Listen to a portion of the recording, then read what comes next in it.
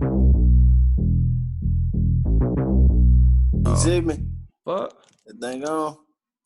There you go. Okay. Hold on. Who you been fist fighting? I don't hear no audio. Hold on. Yeah, it was like a little thing in the corner. I ain't never used it before. I just downloaded it. Oh. Yeah, man. I feel like a dinosaur. No, man. Hey, what's happening? I'm glad we made this shit happen. I was over there like, nigga, I was over here like, oh, man, I'm steady missing my guy. I said, man, my guy gonna be like Big JJ that grew up and got unprofessional. Hey, nigga was also, you know this nigga was a child actor. You know this nigga. Y'all know. Hey, maybe he had to do a couple lines or something behind the camera and something. You know, he's a child star. You know, they got to get their drugs before they get on camera. Like this nigga over there snorting lines and Molly before he like, yeah, you know, it used to be in Hollywood. Hey, straight up. Hey, this is my homeboy Lee. What's going on, fam? What's up, man? How you doing, sir? He just be helping pictures come up and stuff like that, but he not gonna be on the main conversation. But he just hold helping. on. I got something for y'all. You ain't gonna leave me out, man. Shit. Okay, we got the headphones. These shits ain't even hooked up. I'm just putting them on, so it look like I'm with y'all on this shit. You know what I'm saying? Straight up. You know, this ain't connected to nothing. These ain't connected to nothing. Not Bluetooth. We gonna tell niggas it's Bluetooth. Yeah, we gonna tell them it's connected, man. You never know what I can get. You adjusting the volume? Hey, man, first of all, shout out to you, man. I appreciate you coming on, man. I want you to know I started this platform, Urban Legendz, man, because I wanted to have conversations with people that I consider living legends and people I consider are making legendary moves out here. You don't know this, but you've been somebody I've always looked up to and admired, even though you're younger than me, because you was in the game so early. And I was in college, like, damn, who this fucking 12, 13-year-old kid telling jokes. So I want to get into all of that, man. So first of all, I just want to say I appreciate you. Yes, sir. Yeah, man, you're a king. You know what I'm saying? And let's get into it, bro. So first of all, anybody that don't know, this little JJ, I'm sure everybody know. This little JJ, yeah, Big JJ, the Big JJ. Hey, so when did you decide to go from little JJ to Big JJ? Man, when my back muscles grew in, you know what I'm saying? Like when my stroke changed, I was like, you know, I ain't little no more, ladies. I done got my stroke together now. I'm Big JJ. You look like when I started digging down these bitches. That's when. When my stroke game changed, I was like, yeah, I ain't little no more. You know, I'm having real back and knee issues and shit now. You know what I'm saying? I ain't no more little nothing. Straight up, you heard what he said. JJ out here with the big dick. You heard what he's saying out here. You know what I'm saying? Only fan man. Hey, so I want to take it from the beginning because I know you're in Arkansas right now, right, Little Rock? Yes, sir. When did you start doing stand-up, or who recognized in you that you was even funny from the get-go to even do stand-up comedy? Well, I started with when I was in elementary school, about fourth grade, fifth grade. 10 years old, started working on my jokes and stuff with my PE teacher.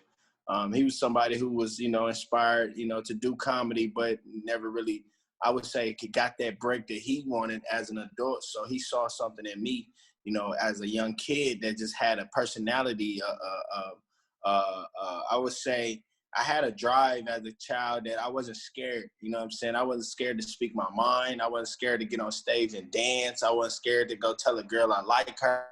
I just wasn't scared. So you take a kid like that and you work with them on how to deliver or how to get their point across, but actually giving them a message is what we used to work on. You know what I mean? Because I was the kid who was really in class telling other kids, bro, Santa Claus ain't real. Like, why is your parent lying to you? I was that kid. So it's like, the schools had to write to my mom, like, he can't be telling these other kids these things because they're going home telling their parents that, you know what I'm saying? So it was one of them things where it was like, well, he knows a lot and he ain't scared. So once we started working on jokes and stuff, and I sent that tape off to BET, they actually declined me because you were supposed to be 18 and older to do Coming to the Stage. Wow. They told me I couldn't do it. I wasn't old enough. And one of the ladies, which is Marilyn Gill, she's also my manager now to this day.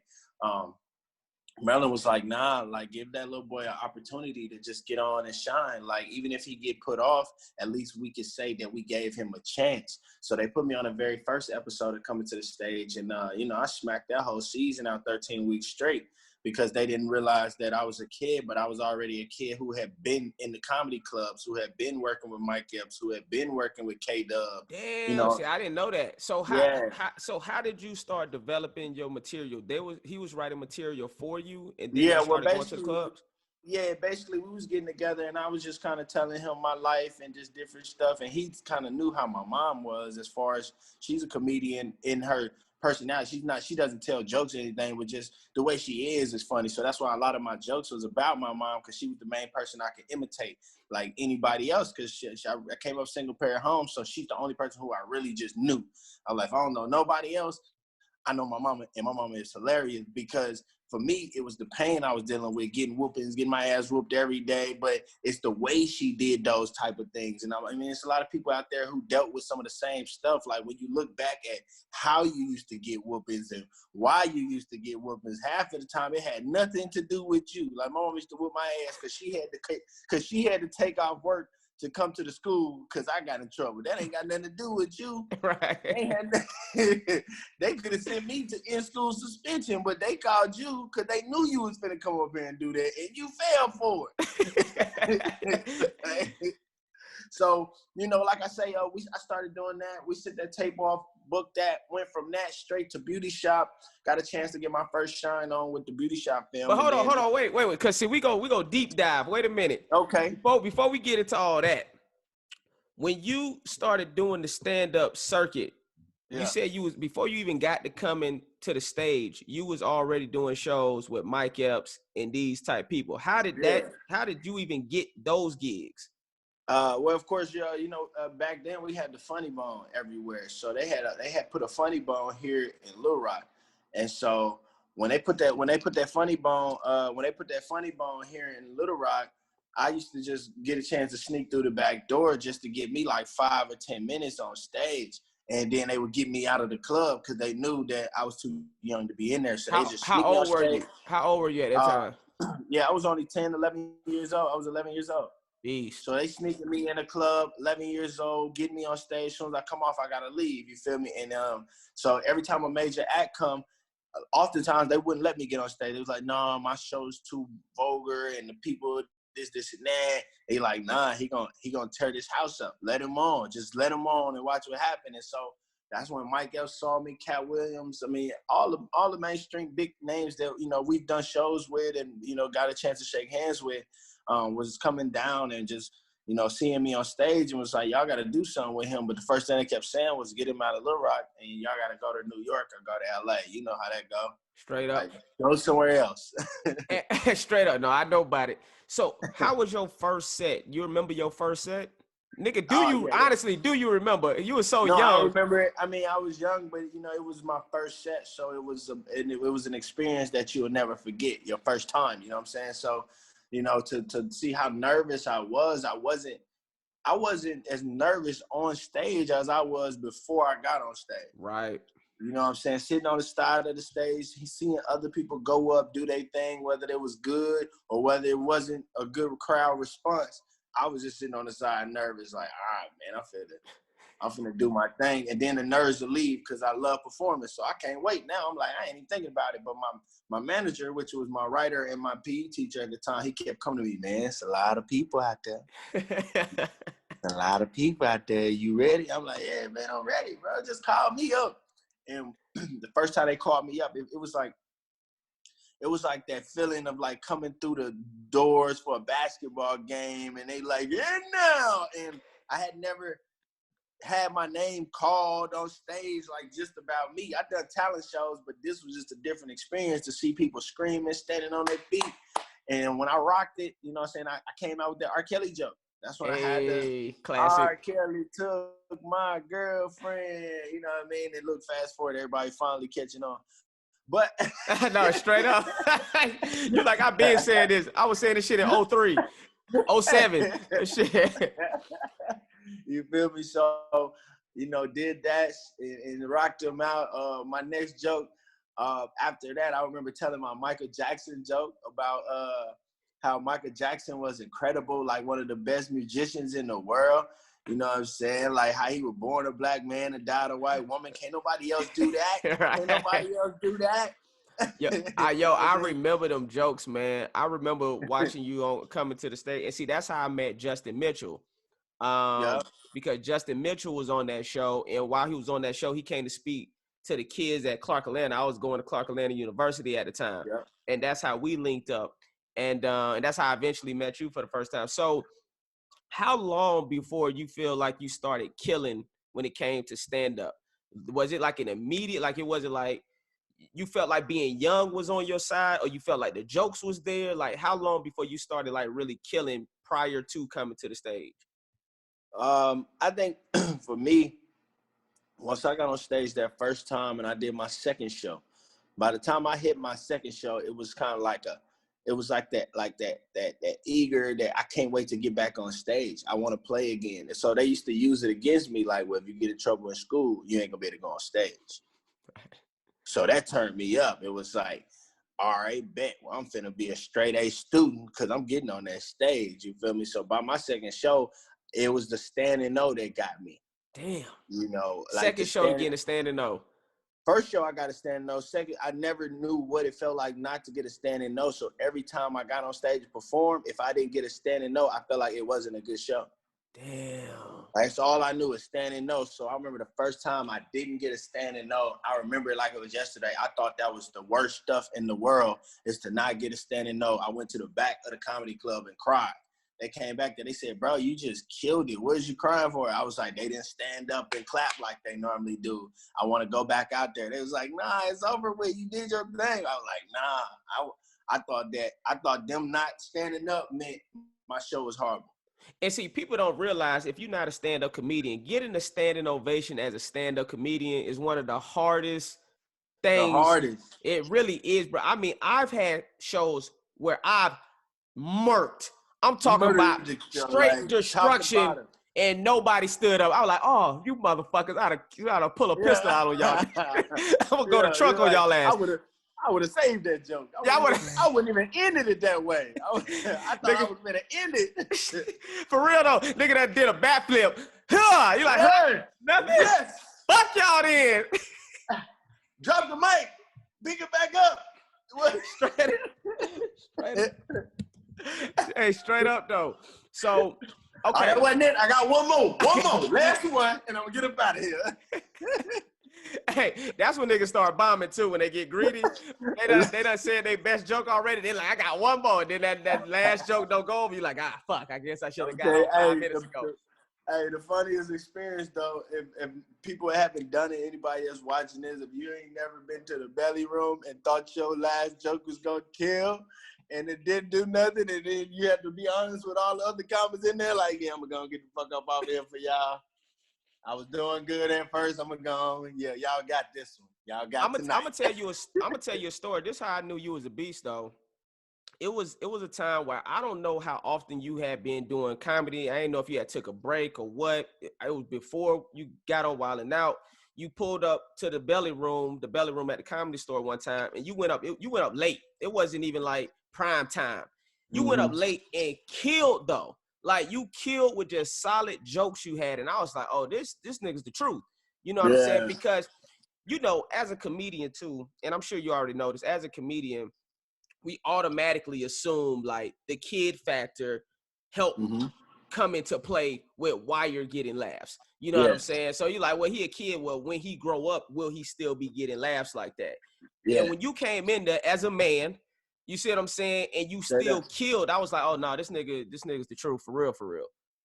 Oh, yeah. It's been like that lately because, like I said, I still been on the road. I've been exercising my material and, doing what it takes to make sure everything is right to put it on the road. And, yeah, man, I got a couple of shows and stuff coming up with Michael Kyer and a lot of the heavy hitters that been seeing like, oh, yeah, he working under the field, you know what I'm saying? But he you know, like I say, the sweet kid stuff was there, but it hit me before it hit anybody else because I started to realize that people knew that I was smart, so they was kind of brushing the kid thing under the rug. After a while, it was like, okay, Lil J actually knows something, so let us stop, because it got to the point where I do shows, everybody be laughing, and then I knew how to stop my show, slow down my show, not just go joke after joke after joke after joke after joke like I was rehearsing. I knew how to pause, boom, laugh, done, hold on, I'm finna mess with somebody in the crowd just to give me a breather. I knew how to do all that. So it was comics start trying to mess with me just to see how I reacted to heckling, you know, people in the crowd. Hey, man, ain't you supposed to be in the bed somewhere? Just little stuff to see, is he a comedian or is this like, is he on press play when he go on stage and is it, you know what I'm saying? Right. So to see people see how I actually am on stage, it was kind of like, oh, he really do stand up, because I love to make people laugh, you know what I'm saying? So it's easy to love to make people laugh and know to pause and wait for the laughter. Sure. Hey, let me tell you when I knew you was seasoned, a seasoned comedian. At a young age, when I met Justin Mitchell, he was opening up for y'all. Y'all did the Teens of Comedy tour. It was, you know, you, Justin and Brandon. Yeah. And I was there at that show, and I seen you headline the show. You was headlining that tour.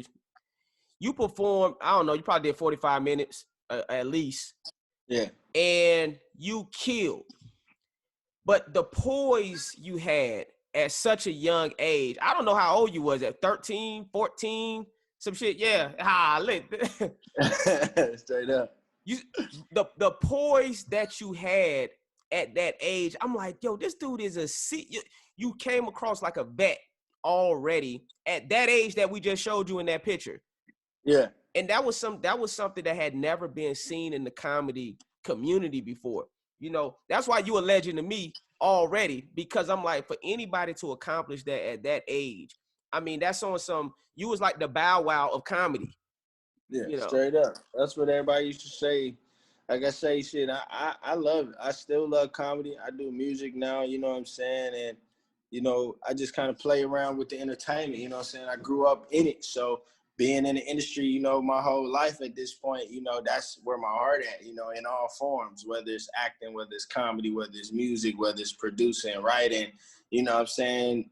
Talking, being able to get on the podcast, being able to get on here and really, you know, conversate and you know, converse with, you know what I'm saying, with one of my fellow peers in this business, you know what I'm saying? Because, you know, as I sit back, I'm watching, you know, MacGyver, you know what I'm saying? Appreciate it.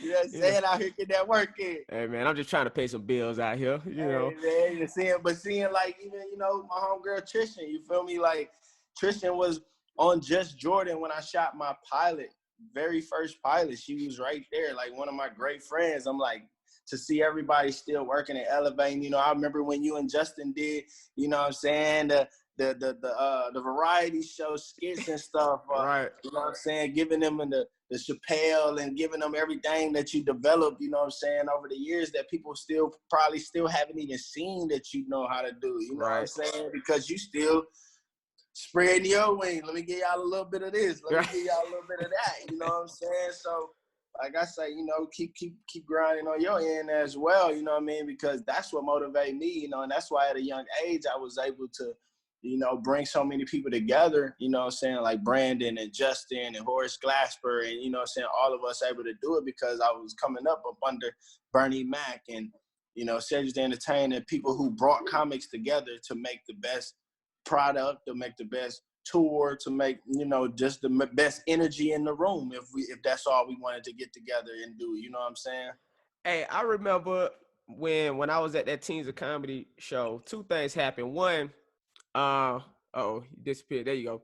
One thing happened was you asked me for the time, right? This how much of a little groupie I was. I'm in the back in the hallway by myself, and you was walking by. Think about this. You 13 years old, some shit, little ass kid.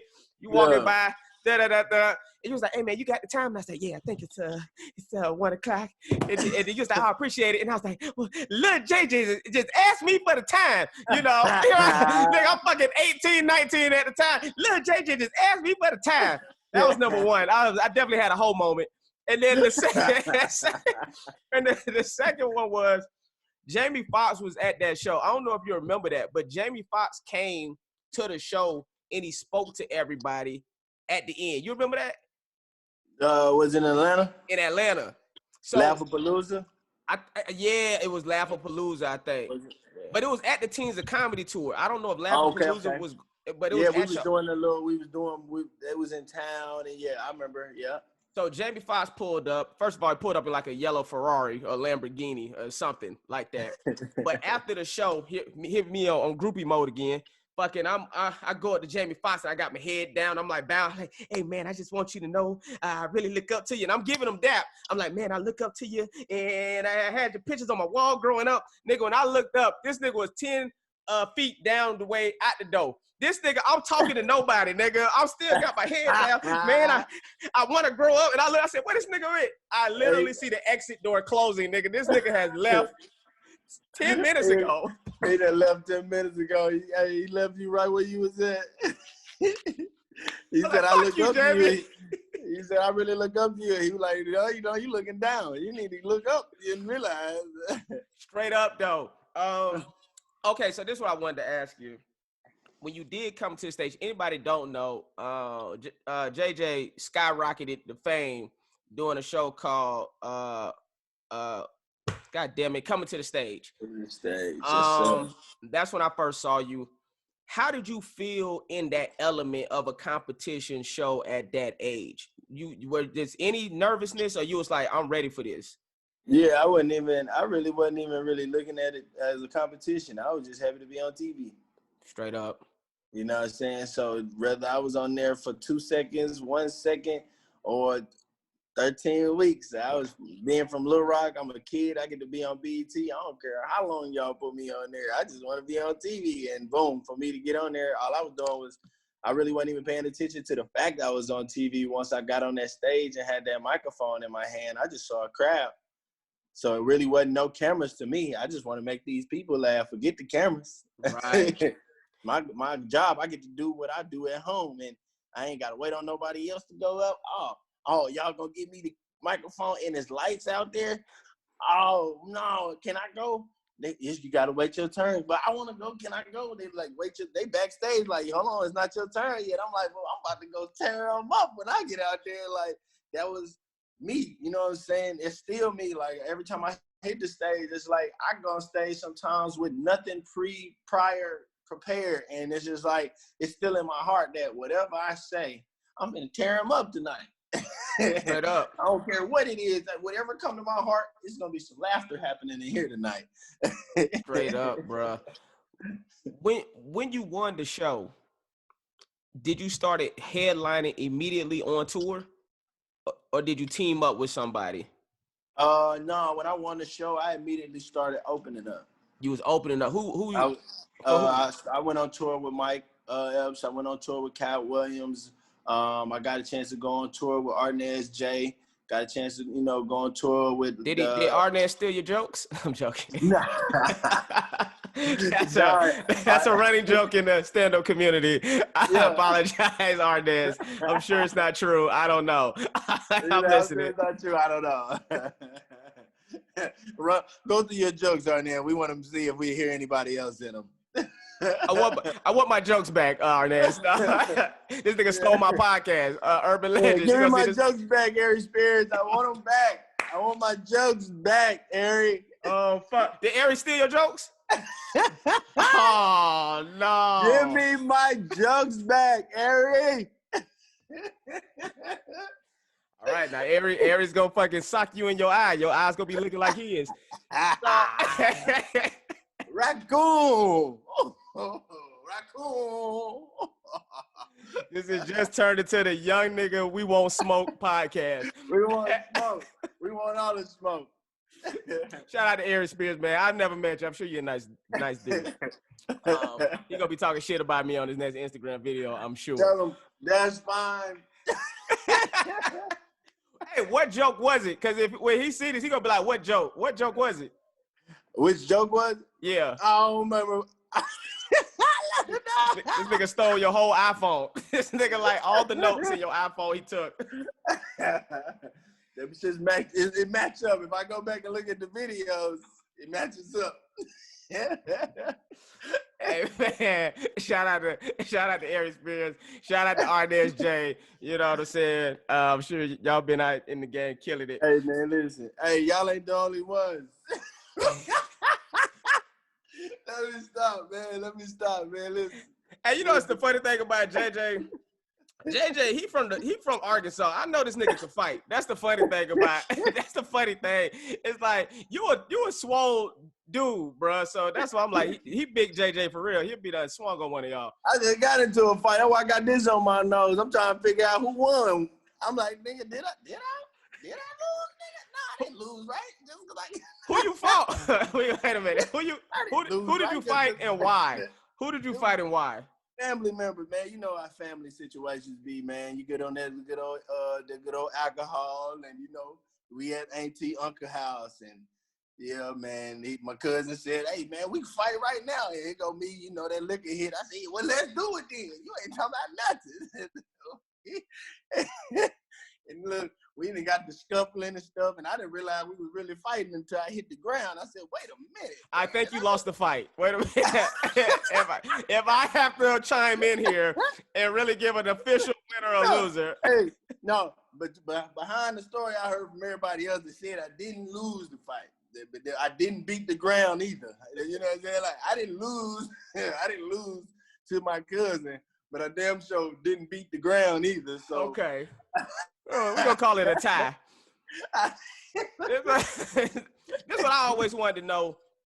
When you was on the road at that young age, did you have groupies? Oh, yeah, man. I had some groupies out there. I wouldn't say groupies. I had, ladies who loved me more than the other ladies. Okay. But what you fucking is what I'm... All of them. Yeah, man. The groupie slayer, man. I was a kid, bro. Hey,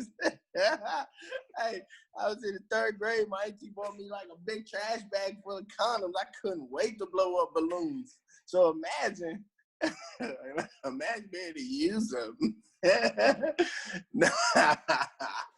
I was pretty much, you know how they was with me, though. It was a little different for me, though. I wasn't able to just be out here messing with groupies and stuff due to me being a child, you know what I'm saying? So they wanted to always protect me to make sure that no parent or mother was trying to put nothing on me to make their daughter, you know what I'm saying, famous or put, a lawsuit or say I touched somebody and didn't. So I never really got a chance to just be like with all these different groupies, you know what I'm saying? So I always end up having me, you know what I'm saying, a little girlfriend or something that I can, hey, when the show over, you know what I'm saying, I'll let me go cake. You know how we used to say, I gotta go cake, man. I'm finna, hey. Straight up. Hey, as far as my brothers and cousins, you gotta keep people with you. So yeah, we knocked them down. Big JJ was knocking them down as little JJ at the time. He getting it in, goddammit. I knew you was, because see, I'm in college, like I know he around there fucking these bitches. I know he is. I know he is. Hey, baby. So, okay, so you on the road. What's something that you learned from a Mike Epps or a Cat Williams? Did they give you any words of like wisdom or anything like that? While you was on the road with them that you remember? No, not that I remember. You know what I'm saying? Because of course, being a child, getting different speeches, sometimes they don't stick vividly as much as speeches that I've gotten as an adult. You know what I mean? But one thing I definitely learned early in age was the after party situation. Tell me, explain. On the level of going to do a show and then the promoter hasn't discussed anything about an after party, and then all of a sudden your face is on an after party flyer and you pulling up and people making money and they just wanted you to do a walkthrough and didn't offer you nothing. So I learned about, making sure I collect my wages or looking at my contracts to make sure that the after party isn't already included, so I don't mention something that shows that, hey, you didn't read the contract. It's right there that we paid you for the show and the after party versus you paid me for a show and then your homeboy got a club you want me to go through and then you done negotiated how much you can get me to come through for, and I don't know nothing about it. I'm just coming through thinking we kicking it and somebody got paid. Right. Mike and them, they taught me to, always keep an eye open about that type of stuff, making sure that, these promoters and stuff out here don't ever try to, use you more than what what's contracted. Straight up. Hell yeah. You just dropped some gems right there. So how did Beauty Shop come into play? Beauty Shop, we did Beauty Shop, Queen Latifah and them kind of hired. There you go. Hold on, I can't hear you. Exit that. Hold on. Let's see your video gone, JJ. See if we get your video back.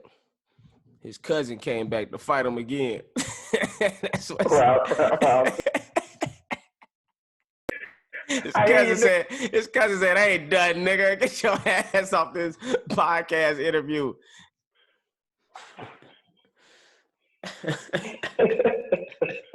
Yeah, I know. You know what I'm laughing at? The interview? You know what part specifically? Fighting his cousin. Yeah. Somebody when he was on the floor. I'm like, nigga, you lost. But just the fact that he said he didn't know who won, but then he went into the story and said he was on the floor. I'm like, I think it's a clear decision. I've watched enough boxing to know the nigga that's on the ground usually has lost the fight. If it ended with you picking yourself up off the floor, I can understand if it was an in-between state, but if it ended that way, I'm pretty sure you lost. It ain't a good look.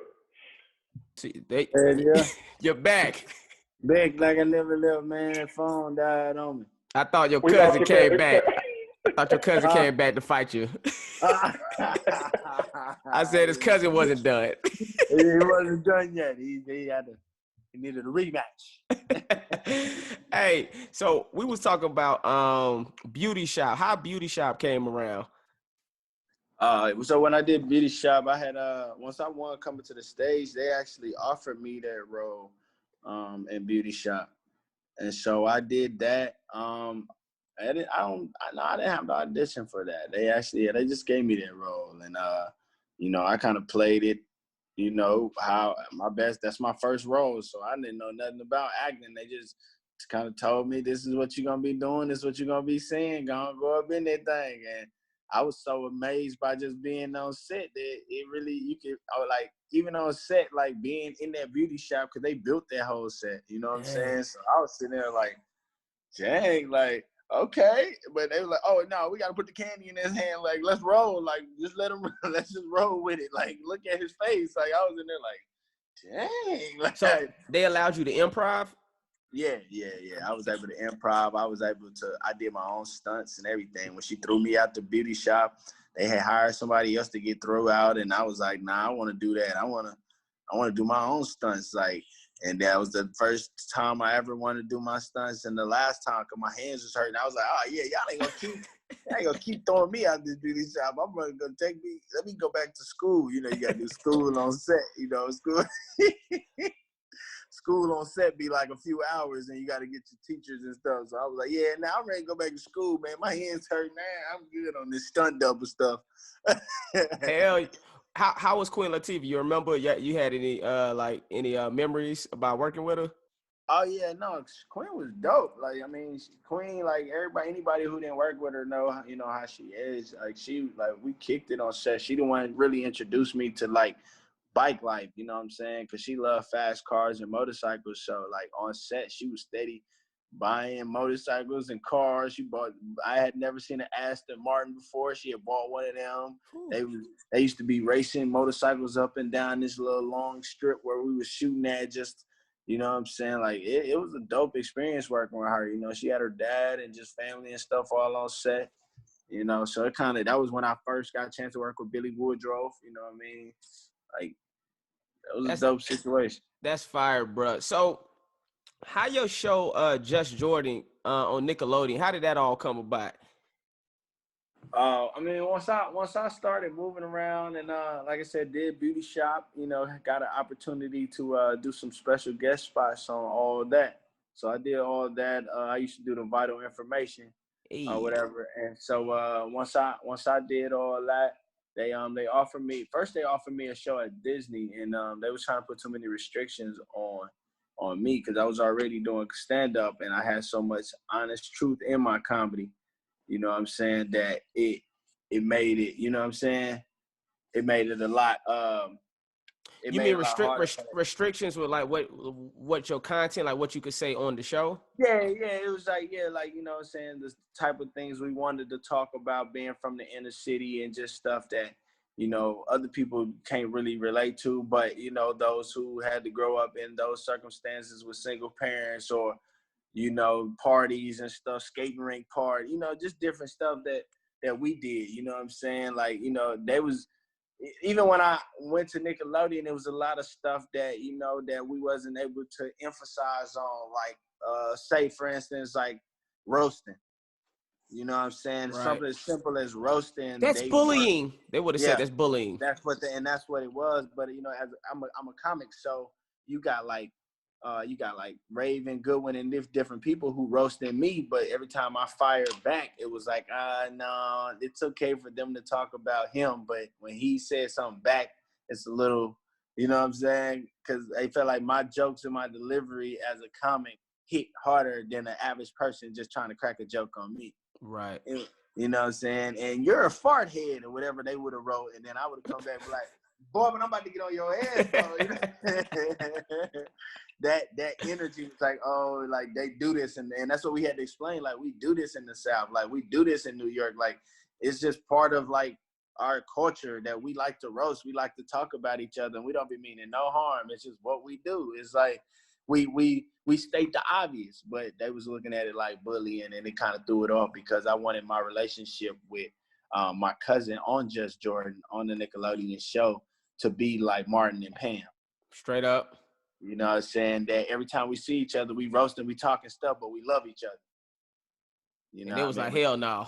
They was like, oh, yeah, but people are not going to read it that way. They're going to say that you bully her, you know what I mean? So we had to, you know, play that a little different. But you know what? You know, that's the issue is like when you have people that's not of the culture telling us or dictating absolutely what we could say and do. Because, I mean, I faced the same thing on Rush Hour, which was, you know, if I said certain things, like they would let other actors say, like, let's say, use the word bitch. Yeah. You know, somebody that didn't look like me could say the word bitch. But if I wanted to use the word bitch, it's coming across a little too, It's like, well, what's the difference? What's the difference between them saying bitch and I'm saying bitch? You know, absolutely, and it's like say it's off to how you deliver your bitch versus how they deliver their bitch. You know what I'm saying? I deliver my bitch smooth. Is how I deliver my bitch aggressive, nice and hard, nice and hard. Hey, so one of my low key favorite Ice Cube movies is Janky Promoters. Yes, sir. I feel like it's one of probably the most slept on Ice Cube. Man, that movie's funny as hell. It's funny as hell, bruh. How did you get a part in that movie, and what happened while you was on set filming that one? Man, that project, man, was one of those, like, a blessing from the Most High, man, because like when I did that, I always said I wanted to do a movie with Mike Epps and Ice Cube. But back in the day, I was saying I want to do a movie with Craig and Day Day. I just want to go hang. I want to go hang with Craig and Day Day. So to get that movie and play Ice Cube's son was already like, oh, okay, all right, I see where we at. And then once I knew I was playing his son, but I didn't know, you know what I'm saying, what I was going to be doing until I got the script. And once I got the script, it really wasn't a whole lot of meat there. You know what I'm saying? I knew that I was going to be waking up as a rapper. And he going to try to make me a little rapper. But all that stuff came out of us, you know what I'm saying? Like, me and O'Shea was on set, like, listening to these crappy beats. And I'm like, what I'm supposed to do with that? And they like, hey, man, this is what Young Seymour got to rap to. And I'm like, boy, that sound horrible, bro. They like, but you supposed to be horrible. I was like, nah, bro, I ain't horrible. I'm good. Straight up. Good. So it made it funny because I'm literally was trying to take these horrible beats and try to make the best song I can, but I was making the best bullshit in the world. You know what I'm saying? Like, hey, girl, you looking good. Hey, it's like, and I go back and I listen to it. I'm like, bro, all of that, but it was funny. You know what I'm saying? It was like, because I was so in character with Young Seymour on the level of like, we about to make it. Like, you can ask O'Shea, like, it was completely, JJ was gone. Like, I'm over there like, yeah, man, like, hey, this the one, bro. You might need to go let your dad hear this one. Like, let Ice Cube hear it. Like, straight up. Forget the movie, man. Fuck the acting. I need a deal. Like, this the one. Oh, wait till you hear this bunny hop I recorded. This bunny hop? The bunny hop. I love the bunny hop. Hey, because I'm thinking like, bro, Soulja Boy can do it, bro. This bunny hop about to take off for us. You know what I'm saying? I'm a comedian, so I'm like, oh, this is the one right here. Hey, but think about it. If there was streaming services around when that movie came out, that might have took off for real. Or if there was a TikTok when that came out. Yo, nah, I love that movie, man. That I need to watch it more often. But I just remember because I don't think it came out at the theaters, right? It went straight to DVD at the time or something. Yeah. And so I came across it, and I was like, damn, Ice Cube and Mike Epps got a movie together that didn't go to the theaters. And so I watched it. I'm like, nigga, this movie, this if anything, is a hood classic to me. Oh yeah, no facts. So, few more things. So, what I wanted to ask you about this, because I feel like it's important for anybody that's like on this journey. And what I love about you, if you've been on a real ride, in this career field, one which is there was a time on your Instagram where I believe you was working like a regular 9-to-5 job, right? Yeah. What kind of happened to make for you to have to get a 9-to-5 job? And what was your mentality to be like, yo, I got to get this bread. I got to put whatever aside to get this money until I get back on TV and land a show like A Wild 'N Out? Well, for me, it was, I got siblings, you know what I'm saying? And my siblings kind of watched my footsteps, you know, as a role model to them. And they seen that, you know, my career stuff, you know, everything ain't always gonna, movies ain't gonna come back to back, shows ain't gonna come back to back. You gotta audition. These things you gotta get offers. You gotta get out here and spend some money to make some money sometimes, you know what I'm saying? For new headshots, new this, new that. And I was in LA, and you know, I didn't have my whole team together like it once was because I was a kid. So I didn't structure my team no way. You know what I'm saying? Everything just kind of came together like booty cheeks. You feel me? So like, boom, everybody's in LA. We all, you know, doing our thing. And then when my manager, he had his other son, so he had to go, you know, continue to help raising him.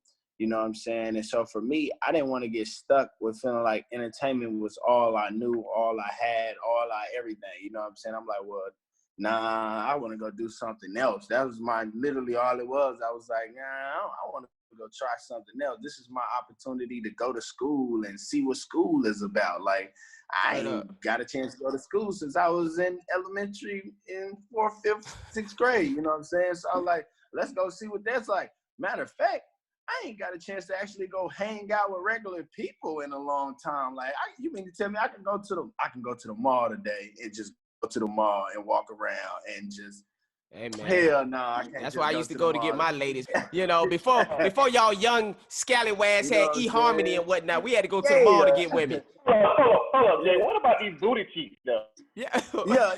What you said? What about these booty? I said, come together like booty cheeks. Everything came. I said everything came together like booty cheeks. While we talking about yes, cheeks. the music video. Yes, the music. yes. I came across these booty cheeks on your music video, brother. I had to bring them up. Who cheeks are these? And where is she? We need the phone number, the address, and everything. It's a new artist, up and coming artist. Her name Bree223. You can look up on Instagram. We got a record together called and she got some other stuff called Give Me Head. Like she call herself the head doctor. So, does she really? Does she really? She got like, she got. Can you prescribe? Can you? No, oh, okay. No. Okay. I just heard about her. I saw them cheeks on that video. What made you start getting into rapping?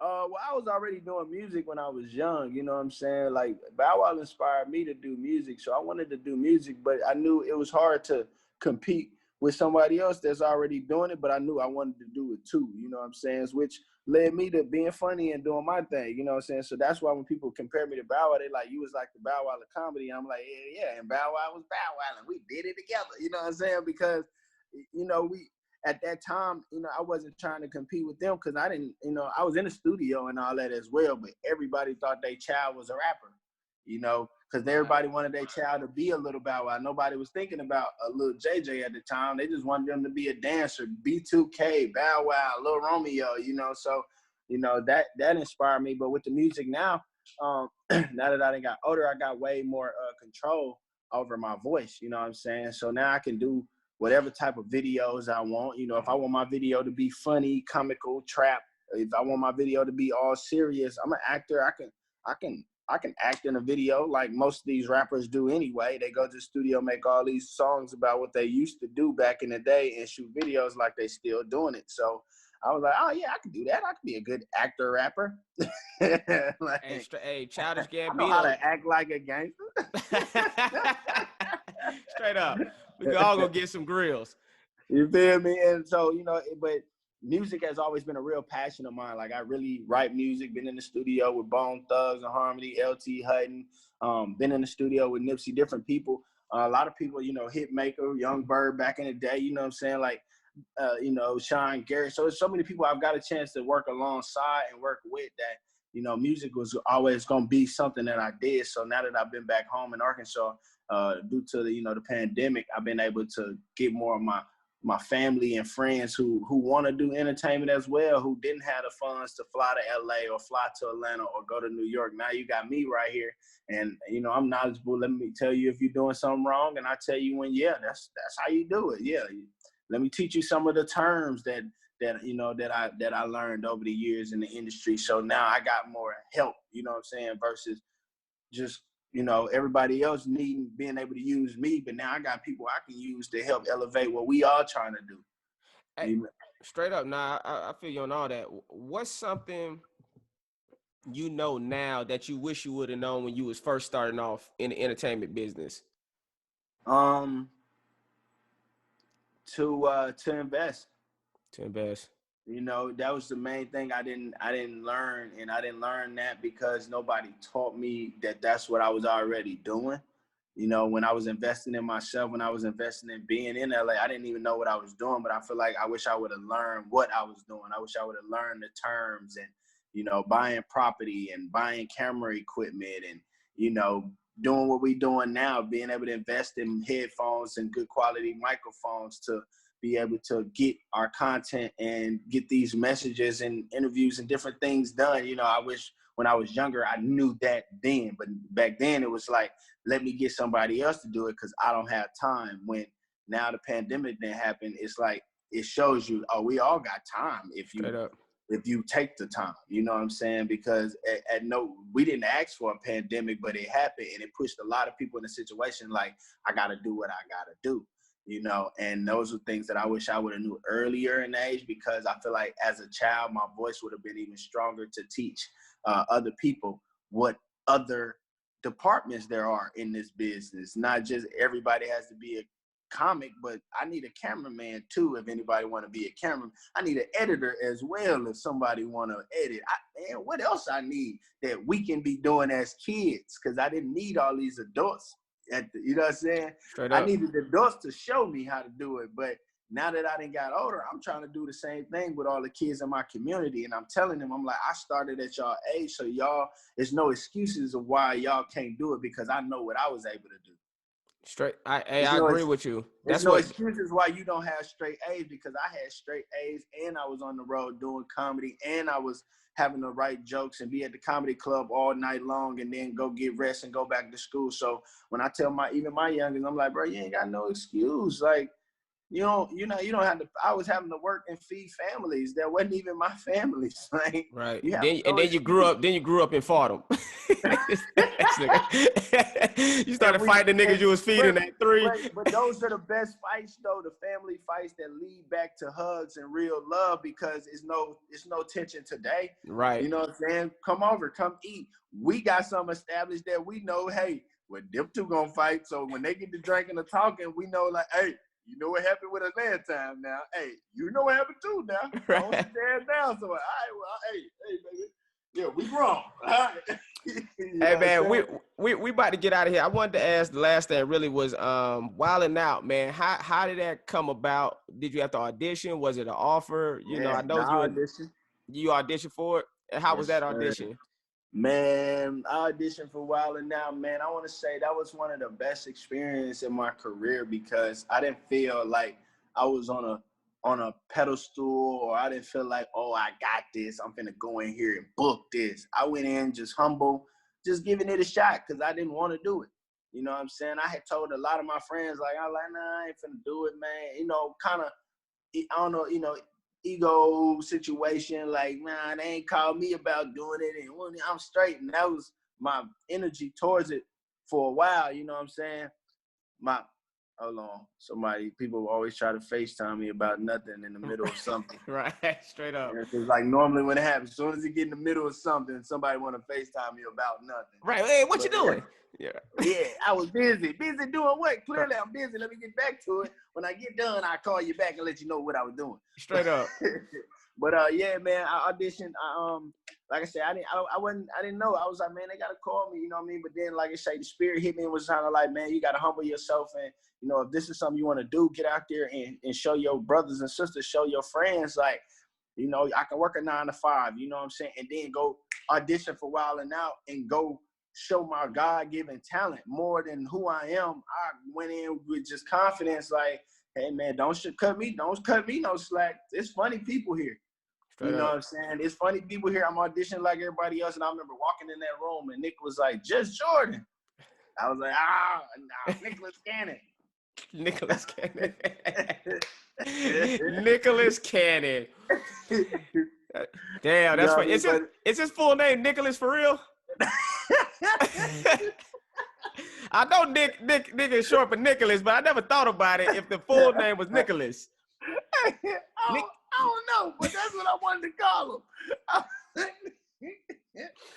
That's like when niggas start spreading name Chris, you don't know if it's Christian or Christopher. You like straight up. But it's the same thing with like Will Smith. It ain't William, it's actually Willard. You know. Oh, is it? Yeah, it's Willard Smith. See, I thought his real name was Bill Smith. Nope. See, that's what I said. See, like, you know, because in the South they do the Bill and the William. Right. And yeah. So I was like, oh, maybe his real name is Bill or. Hey, have you heard any word back? Like if the show coming back or not? Nah, I haven't. They said, you know, if it was a good word came around, they would let us know. But for the most part, you know, whatever's going on, they working on that behind the scenes, you know, for the fans more than just for us. You know what I mean? Because the fans are asking for it. You know, we want our job back. We want to get out here and make people laugh, you know what I'm saying? But the fans want to laugh as well, and not just off reruns. They want to laugh off something new, something that this is the time when they want to laugh the most, you know what I'm saying? So, I mean, like I said, I'm excited. And even if that don't work, man, I know the Most High got something planned for us that may not be the title Wildin' Out, but the people from Wildin' Out still able to do what we do best, because a lot of us were established before that platform, and Nick Cannon established that platform way after other platforms have been established for our industry, you know what I'm saying? In Living Color, Wildin' Out, you know, the Chappelle Show, these type of things have gave platforms, and we're going to continue to give platforms for each other. Hey, man, straight up, man. Hey, JJ, Big JJ, bro, I appreciate you. Hey, man, you've been a solid dude to me since day one, man. Ever since I first met you, man. Ever since you asked me what time it was, and I said that's Lil JJ. Yeah. But even after that, when we really started to converse and interact with one another, man, you always been a real dude, man. You're a real one through and through. I want people to know that. Some people get on and they get Hollywood. They be on some fake shit. You ain't never been like that, bro. And I just want to say, keep doing your thing, man. You're inspiration.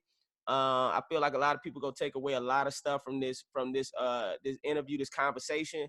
And like I said, I appreciate you, King. Yes, sir. Hey, I appreciate it, man. I appreciate your patience working with me on this, Jake. Like I said, I ain't even have Zoom or none of this. I'm over here like, oh, I'm a dinosaur now. Like, hey, look at this. I can get the Zoom on here real quick and say, join the meeting. What I gotta go to? Do I need to get dressed?